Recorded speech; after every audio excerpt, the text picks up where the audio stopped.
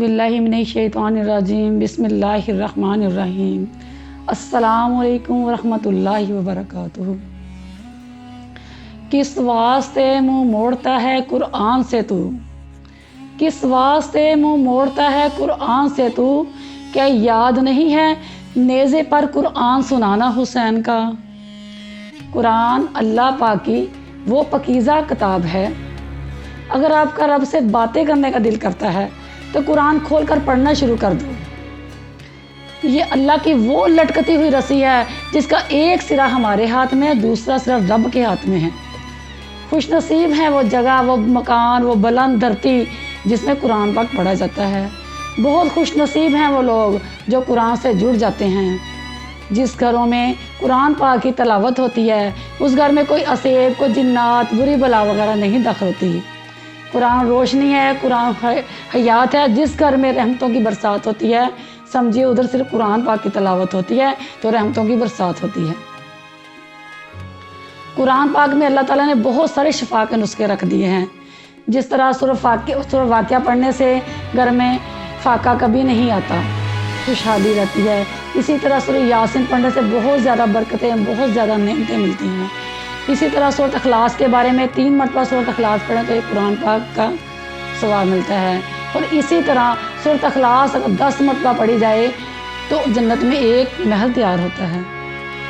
हुज़ूर अलैहिस्सलाम के पास एक शख्स आया, कहने लगा, ए प्यारे नबी, अल्लाह के प्यारे नबी, मुझे ये बताइए कि मैं इतनी मेहनत से कमाता हूँ, इतनी मेहनत से रोज़ी कमाता हूँ, लेकिन फिर भी घर में बरकत नहीं है और गुर्बत जान नहीं छोड़ती।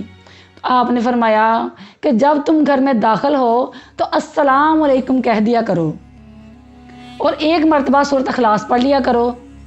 और कभी कभार अगर ऐसा हो कि घर में कोई मौजूद ना हो तो फिर मुझे सलाम कह देना, अस्सलाम वालेकुम या रसूल अल्लाह, तो मैं खुद आपको जवाब दूंगा। सुभान अल्लाह।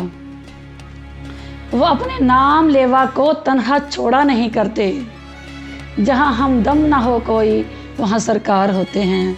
सुभान अल्लाह।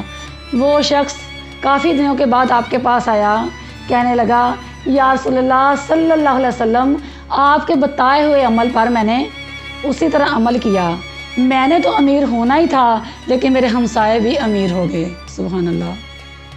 खुदा के लिए कुरान पाक से रिश्ता जोड़िए, अपने बच्चों को कुरान से जोड़िए, तफसीर और तर्जमे के साथ कुरान पढ़िए। देखिए ये हमारा रब हमें क्या कहना चाहता है, हमें कौन सी मुश्किलों के हल बताना चाहता है। अगर हम कुरान को तफसीर के साथ, तर्जमे के साथ पढ़ेंगे तो ही हमें पता चलेगा कि हमारा रब हमें क्या कहना चाहता है। ये कुरान मेरी और आपकी ज़िंदगी में मफ़रत लेकर आया, बरकत लेकर आया। ये कुरान उस दिन हमारे लिए सिफारिश का ज़रिया बनेगा जिस दिन हमारा कोई नहीं बनेगा। सगे रिश्तेदार, माँ बाप, बहन भाई सब हमसे दूर भागेंगे, उस दिन ये कुरान पाक हमारे लिए सिफारिश करेगा। खुदा के लिए अपना रिश्ता कुरान से जोड़िए। जब ये सिफारिश करेगा तो इसकी सिफारिश कबूल की जाएगी। अपनी ज़िंदगी में मसरूफ़ होने वाली हो, अपने आप को कुरान से जोड़ लो, इससे पहले कि ये दुनिया वाले हमें दुनिया से रुखसत कर दें। अल्लाह अकबर। कभी सोचा है, गौर कीजिए अपनी खुद की ज़िंदगी पर कि कितने दिन मेरे ऐसे गुजरे जिन दिनों में मैंने कुरान पाक नहीं खोला। अल्लाह ना करे जिस दिन मैंने और आपने कुरान पाक ना खोला हो, मेरी और आपकी मौत आ जाए तो ये कुरान हमारे ख़िलाफ़ भी गवाही दे सकता है कि अल्लाह तेरी इस बंदी के पास दुनिया का हर काम करने का टाइम था लेकिन कुरान पढ़ने का टाइम नहीं था।